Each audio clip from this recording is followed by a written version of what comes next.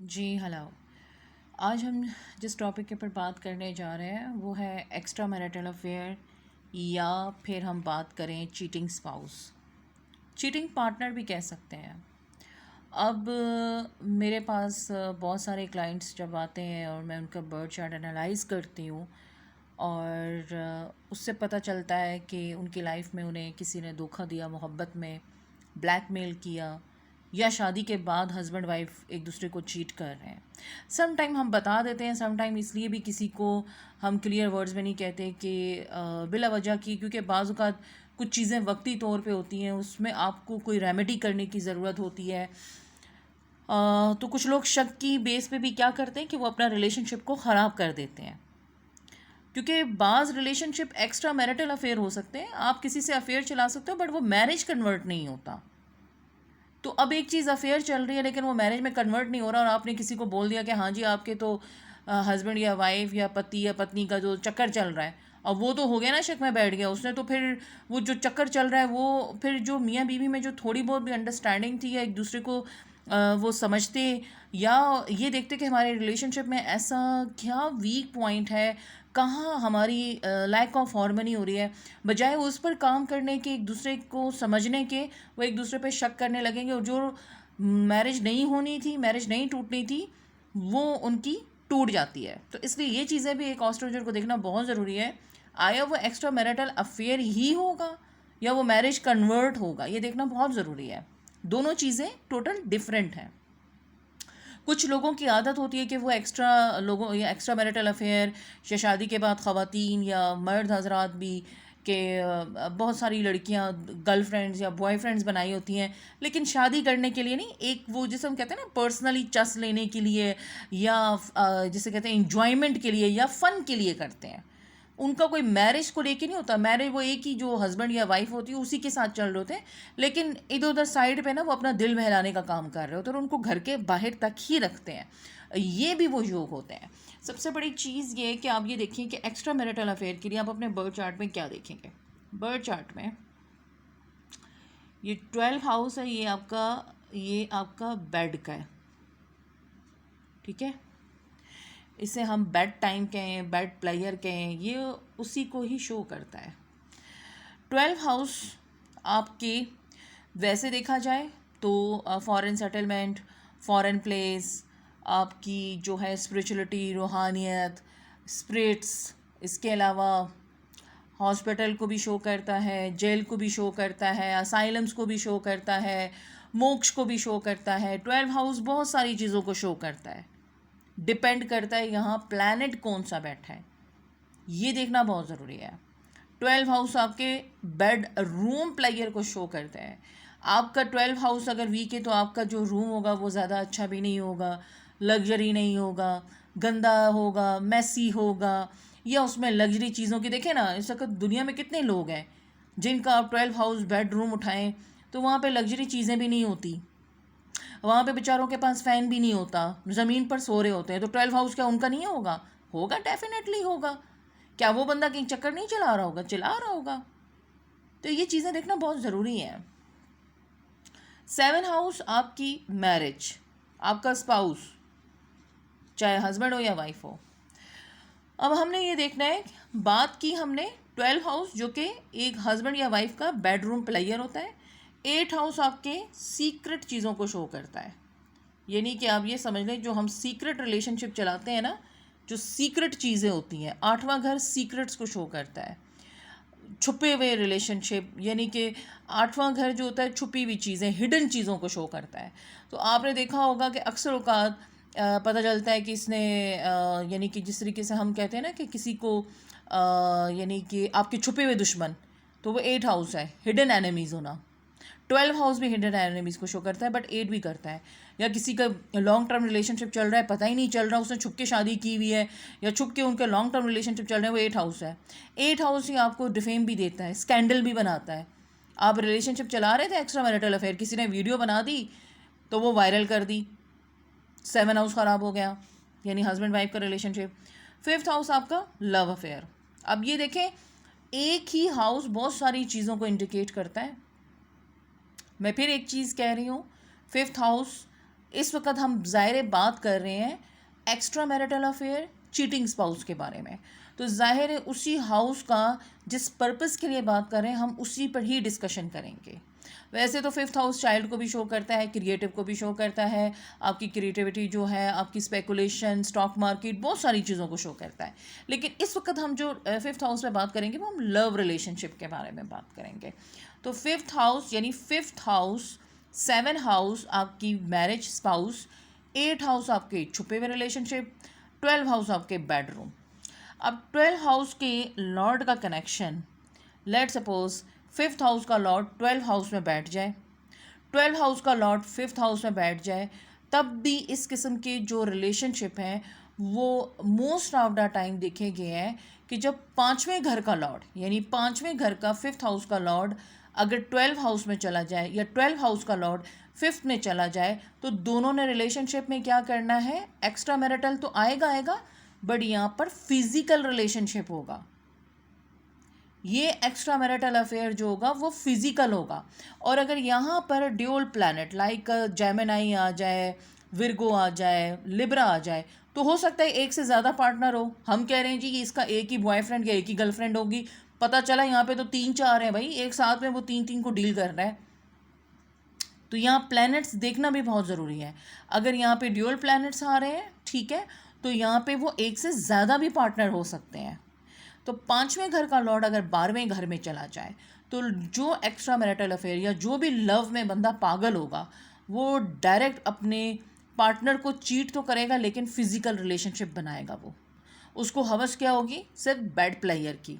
पाँचवें घर का लॉर्ड जब 12वें घर में जाएगा तो रिलेशनशिप सिंपल वो सेक्स प्लेयर के लिए बनाएगा, नो फीलिंग्स, कुछ भी नहीं है भाई। अब यहाँ पर अगर 12वें घर का लॉर्ड 8वें घर में आ जाए या 8 हाउस का लॉर्ड 12वें घर में चला जाए तो क्या होगा कि यहाँ पर भी कहीं ना कहीं चांसेस बनते हैं कि छुपा हुआ रिलेशनशिप, क्योंकि 12वां घर बेड प्लेयर है, 8वां घर सीक्रेट्स है, छुपा हुआ घर है, तो हो सकता है कि यहाँ पे जो रिलेशनशिप है वो सीक्रेट तो होगा लेकिन खुदा न खास्ता अगर 8 हाउस के लॉर्ड या 12 हाउस के लॉर्ड की महादशा या अंतरादशा स्टार्ट हो गई तो यहाँ पर इनका स्कैंडल भी सामने आ सकता है जो काफ़ी अरसे से छुपा हुआ हो। पता चले जी इनका तो रिलेशनशिप चल रहा था, इनकी कोई वीडियो वायरल हो गई, या कोई इनको ब्लैकमेल कर सकता है, इनके सीक्रेट्स किसी के पास जा सकते हैं, ये चीज़ें भी हो सकती हैं। यहाँ पे फर्स्ट हाउस आप खुद हैं, 7 हाउस आपका पार्टनर है, 7th हाउस का लॉर्ड का कनेक्शन 12 हाउस से हो जाए तो भी कनेक्शन बनता है कि एक्स्ट्रा मैरिटल अफेयर हो सकते हैं। लेकिन यहाँ पर ये देखना भी बहुत ज़रूरी है, एक चीज़ को थोड़ा समझिएगा कि 7 हाउस का लॉर्ड अगर 12 हाउस में चला जाए, most of the time astrologers भी बोलेंगे कि जिस 7वें घर का लॉर्ड 12वें में जाता है तो एक्स्ट्रा मैरिटल अफेयर करवाता है, वो करवाएगा ज़रूर।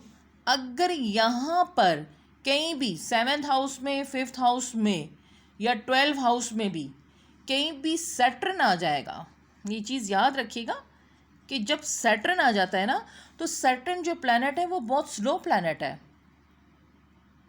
वो बहुत प्रैक्टिकल प्लैनेट है, नो इमोशंस। तो अब यहाँ पर अगर 7वें में सैटर्न आ गया, बेशक 7वें का 12वें में गया, एक्स्ट्रा मैरिटल नहीं करवाएगा, वो बिजनेस के ऊपर जाएगा और पैसा कमाएगा बाहर से। यही 5वें घर में सैटर्न आ गया ना तो 5वें घर का लॉर्ड अगर 12वें घर में बैठ गया और यहाँ पे 5वें घर में सैटर्न आ गया, पहली बात है कि वो बंदा जो होगा ना उसका जो रुझान होगा वो स्टॉक मार्केट, पैसा कमाना, इन चीज़ों में, और इसकी लव को लेकर फीलिंग्स, इमोशंस रहेंगे ही नहीं। क्योंकि एक्स्ट्रा मैरिटल अफेयर को बढ़ाने में सबसे बड़ा रोल प्ले करता है आपका राहु, वीनस। लड़के के चार्ट में वीनस और राहु की इन्वॉल्वमेंट लाजमी होगी, जुपिटर लड़की के और मार्स, ये देखना बहुत ज़रूरी है। लेकिन एक चीज़ और भी कहूँ, लेट सपोज आपने देखा कि 5th हाउस का लॉर्ड मार्स है और वो 12वें घर में बैठ गया, एग्जाम्पल के तौर पे कि 5वें घर का लॉर्ड मार्स है, 12वें घर में जाके बैठ गया, लेकिन 12वें घर में जाके वो मार्स जो बैठा है वो राहु के साथ अगर बैठा तो उसने तो बहुत ज़्यादा डिज़ायर बढ़ा देनी, और अगर अंतरादशा या महादशा चल गई तो समझ लें एक्सट्रीम लेवल का यहाँ पर जो है ना वो उनका पैशनेट लव चलेगा। लेकिन 5वें घर का लॉर्ड मार्स 12वें घर में बैठ गया और अगर वो सैटर्न के साथ कंजक्ट कर गया तो यहाँ पे थोड़ी जो कंडीशन है वो थोड़ी चेंज हो जाएगी। ये देखना बहुत ज़रूरी है। अक्सर का तो आप लोग यूट्यूब से देखते हैं जी 7वें घर का लॉर्ड 12वें में चला गया, 12वें का लॉर्ड 5वें में चला गया, पहले घर का लॉर्ड जो है वो 8वें घर में चला गया। या बहुत ज़्यादा जो आपने एक चीज़ देखी होगी कि अक्सर औकात कहा जाता है कि वीनस और मरकरी की जो कंजक्शन होती है ये भी जो है एक्स्ट्रा मैरिटल अफेयर को शो करती है। नो डाउट अगर आपका वीनस मरकरी 8वें घर में, 12वें घर में, 5वें घर में कहीं भी है तो ये शो करता है ज़्यादा चांसेस 8वें घर और 12वें घर में अगर वीनस और मरकरी है और अगर उसको जुपिटर कहीं भी एक्सपेक्ट नहीं कर रहा तो फिर यहाँ पे चांसेस बन जाते हैं कि ऐसा लड़का या लड़की एक्स्ट्रा मैरिटल अफेयर में आएंगे। उनकी किसी के साथ अगर रिलेशनशिप में आएंगे तो चैट हो या कम्युनिकेशन हो वो बहुत ही ज़्यादा सेक्सुअल वे में या डर्टी चैट करेंगे। और चांसेस तब ज़्यादा बढ़ जाएंगे अगर वीनस या मरकरी या किसी की भी प्लैनेट की महादशा लग जाए या 8 हाउस के लॉर्ड की महादशा लग जाए। और अगर लेट सपोज यहीं पर राहु इसको एक्सपेक्ट करेगा तो ये चांसेस और बढ़ा देगा। राहु अगर 12वें घर में बैठा हो मार्स के साथ, 7वें घर का लॉर्ड 12वें घर में राहु के साथ बैठा है और राहु की महादशा या मार्स की महादशा अगर चल रही है तो ये जो है शादी के बाद सडनली, क्योंकि राहु अचानक सडन काम करता है आपकी लाइफ में, आपका माइंड, आपका ध्यान जो है वो एक अपने पार्टनर से हट के एक अलग एक्स्ट्रा यानी ऑपोजिट सेक्स की तरफ आपका रुझान जाएगा। लेकिन वो सिर्फ जस्ट फॉर 1 ईयर 2 ईयर, जब तक कोई स्पेसिफिक टाइम होगा तब, अदरवाइज़ वहाँ से आपको फिर डिटैचमेंट हो जाएगी।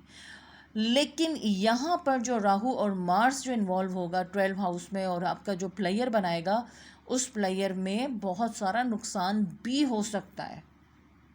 तो इसलिए ये चीज़ें जो आज मैं आपको बता रही हूँ किसी भी इंसान को समझने के लिए, अगर उसकी राहु वीनस की कंजक्शन 8वें और 12वें घर में है और अगर जुपिटर एक्सपेक्ट नहीं कर रहा तो यहाँ पर चांसेस हो सकता है कि लड़का या लड़की अपने पार्टनर को झूठ बोले या चीट करे या किसी और के साथ भी इन्वॉल्व हो। और अगर 7वें का लॉर्ड 12वें में, 12वें का लॉर्ड 7वें में हो और अगर वहाँ पे कोई जुपिटर एक्सपेक्ट नहीं कर रहा, सैटर्न इन्वॉल्वमेंट नहीं है, तो ये भी डेफिनेटली अपनी महादशा में या अंतरादशा में या कुछ अरसे बाद शादी के ये जो है ना चांसेस बढ़ा सकता है कि वो रिलेशनशिप में जाए। 5th हाउस का लॉर्ड 12 हाउस में चला जाए तो 80 to 90% चांस बढ़ा देता है कि ऐसे लोग मोहब्बत, शादी के बाद किसी ऐसे इंसान से मोहब्बत होना जो उनकी लाइफ में आएगा, उसके साथ वो रिलेशनशिप बनाएंगे। हो सकता है कि वो एज में कम भी हों, जैसे आपने अक्सर का देखा है कि बड़े बड़े अंकल होते हैं वो छोटी उम्र की लड़कियों के साथ रिलेशनशिप बना रहे हैं और बड़ी उम्र की आंटियां होती हैं यानी कि 50+ होती हैं और वो 22-23-24 साल या कम उम्र लड़कों के साथ अपना सेक्सुअल रिलेशनशिप बनाती हैं। वो कॉम्बिनेशन उन्हीं आंटी और अंकलों के होते हैं जिनका 5th हाउस का लॉर्ड 12 हाउस में होता है। तो उन्हें सिर्फ एक सेक्स प्लेयर अपनी नीड को पूरा करने के लिए वो ये रिलेशनशिप बनाते हैं। और अगर 8 हाउस की इन्वॉल्वमेंट हो जाए तो वो समटाइम उनकी वीडियो या उनका रिलेशनशिप जो है वो एक्सपोज हो जाता है, दुनिया के सामने आ जाता है, जिसकी वजह से 7 हाउस में वहाँ पर डाइवोर्स का, कुछ लोगों के जो डाइवोर्स का रीज़न होता है वो उनके एक्स्ट्रा मैरिटल अफेयर्स होते हैं। अब लोग अक्सर कहा कहते हैं जी extra marital affair, extra marital affair. अब 5th का कनेक्शन 12 के साथ है और वीनस और मरकरी अगर यहाँ इन्वॉल्व हो गए तो डेफिनेटली ये आंटी या ये आदमी, ये औरत, ये सिर्फ रिलेशनशिप एक ही पर्पज़ के लिए बनाएगी और ये ज़्यादातर लॉन्ग टर्म होता भी नहीं है। जब तक उसकी डिज़ायर है तब तक होगा, जब तक राहु की महादशा है, अंतरादशा है या मार्स की जिस प्लैनेट की है या 12 हाउस के लॉर्ड की है तो तब तक तो वो चलेगा। लेकिन जैसे ही दशा चेंज करेगी कोई और प्लैनेट आएगा, उन लोगों के आपस में रिलेशनशिप में फ़ाइट हो सकती हैं या अगर 8वें घर की इन्वॉल्वमेंट हुई तो वो एक्सपोज हो सकते हैं दुनिया के सामने और फाइनली क्या होगा कि उनकी मैरिज ब्रेक हो जाएगी। अब एक चीज़ हमेशा याद रखें कि जब भी सैटर्न आपका 5th में, 7 में या 12 में आ जाए और इनके लॉर्ड अगर कहीं भी कंजक्ट आपस में कर रहे हो तो वहाँ पे चांसेस जो हैं एक्स्ट्रा मैरिटल के बहुत ही ज़्यादा कम बनते हैं। और दूसरा एक चीज़ याद रखिएगा कि शादी होने के चांसेस, अब ज़रूरी नहीं है एक्स्ट्रा मैरिटल अफेयर जो है वो ऑलवेज़ बैड। बाज़ क्या होता है कि कुछ लोग एक्स्ट्रा मैरिटल अफेयर में आते हैं लेकिन वो शादी कर लेते हैं, सेकंड मैरिज कर लेते हैं। अब वहाँ पर हमें ये देखना बहुत ज़रूरी है कि उनका 9th हाउस, 2nd हाउस कैसा है, असेंडेंट कैसा है। सबसे बड़ी बात, ये तमाम जो भी मैंने आपको प्लानिटरी पोजीशन बताई हैं ये तब वर्कआउट करेंगी और इनके चांसेस तब ज़्यादा होते हैं जब इन्हीं ही planets, let suppose 5th house lord की महादशा चल गई या अंतरादशा आ गई, 8th हाउस लॉर्ड की महादशा या अंतरादशा, 12th हाउस की महादशा या अंतरादशा अगर उनकी चल रही है और ये प्लैनेट्स आपस में एक दूसरे को कंजक्ट कर रहे हैं या देख रहे हैं, तो चांसेस होंगे कि ऐसा इंसान ये गलती कर जाए। अदरवाइज ऐसे चांसेस, अगर लेट सपोज आपको किसी ऐसे प्लैनेट की महादशा चल रही है कि जिसमें ये एक्स्ट्रा मैरिटल हो नहीं सकता। अब अक्सर वो कहते हैं भाई मेरे तो 50 क्या 60-70 साल उम्र गुजर गई लेकिन उसका कोई अफेयर नहीं था, प्लैनेट तो बन रहा था, 5th हाउस का लॉर्ड 12th हाउस के साथ था, लेकिन उस बंदी ने कोई किसी के साथ रिलेशनशिप बनाया नहीं, बल्कि वो अपने हस्बैंड तक रही। क्यों? क्योंकि उसकी महादशा ही नहीं आई। उसने अपने, अगर आपके बर्थ चार्ट में जुपिटर लड़कियों के स्ट्रांग है या आपका 12वां घर, ज़रूरी नहीं है कि आप एक्स्ट्रा मैरिटल अफेयर में जाओ, बाज़ का 12वां घर आपका मोक्ष का भी होता है, स्पिरिचुअलिटी रूहानियत का भी होता है। तो कुछ लोग क्या करते हैं कि वो रूहानियत में आ जाते हैं। ज़रूरी नहीं हमने 5वें का कनेक्शन 12वें से देखा, 5वें का कनेक्शन 12वें से ये भी इंडिकेट करता है कि कुछ लोग जिससे मोहब्बत करते हैं, जिसे हासिल नहीं कर सकते, उसे दुआओं में भी मांगते हैं। 12वां घर क्या है आपका?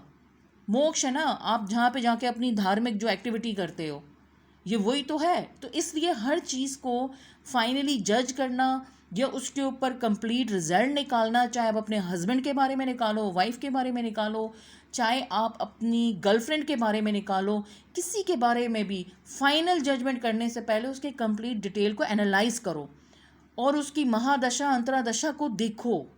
बगैर देखे एक दूसरे के ऊपर शक करना, रिलेशनशिप को कॉम्प्लिकेटेड बनाना और ख़ुद ही से अपने मूड, जो आपका माइंड है, उसको ख़राब कर देना, ये कहीं की भी मैं समझती हूँ कि अक्लमंदी नहीं, ये बेवकूफ़ी है। अक्सर एस्ट्रोलॉजर्स नहीं बताते क्योंकि वो तो कॉम्बिनेशन बता के साइड पे हो जाते हैं, फिर लोगों के घरों में लड़ाई झगड़े शुरू हो जाते हैं। वो देखते हैं, हाँ देखो मेरी बीवी का 5वें में 12वें में बैठा था, फलां ज्योतिष ने कहा था ये तो एक्स्ट्रा चलाएगी, अब तो चलाएगी। और भाई ये तो जर्नल कॉम्बिनेशन है, ज़रूरी तो नहीं कि वो चक्कर चलाए। चक्कर चलाने के लिए आप उसकी कुंडली को एनालाइज करो, ऐसे नहीं होता। क्या पता वो 5वें का 12वें में बैठा है या 7वें का 12वें में बैठा है, कोई प्लैनेट और रिस्पेक्ट कर रहा हो। क्या वो, अगर वो जुपिटर की महादशा में जा रही है, शनि की महादशा में जा रही है, केतु की महादशा में जा रही है, तो भैया वो कैसे चक्कर चलाएगी? वो चला ही नहीं सकती, क्योंकि हमारी महादशा हमारी लाइफ में बुरे रिजल्ट्स को, जो कि हम बाज़ औक़ात हमारी चोरी होना, लड़कियों का रेप होना या किसी का एक्स्ट्रा मैरिटल अफेयर चलाना, अगर उसकी महादशा अच्छी चल रही है, अच्छे प्लैनेट की है, ब्लेसिंग प्लैनेट की है, तो वो कभी भी जो गलत चीज़ें वो माइनस हो जाएंगी, वो कैंसिल हो जाएंगी। गलत चीज़ें तभी रिजल्ट देती हैं जब गलत महादशा या उन घरों के लॉर्ड की या उन प्लैनेट की महादशा स्टार्ट होती है, तब ये रिजल्ट ज़्यादा देते हैं। अदरवाइज़ इनके रिजल्ट्स कुछ भी नहीं होंगे। रिजल्ट्स को फाइनल करने के लिए महादशा को देखना बहुत ज़्यादा ज़रूरी है। उम्मीद करती हूँ आपको मेरी वीडियो समझ आ गई हो। किसी का भी कोई क्वेश्चन होता है वो कमेंट सेक्शन में पूछ सकता है। चैनल को ज़रूर सब्सक्राइब करें। Thank you so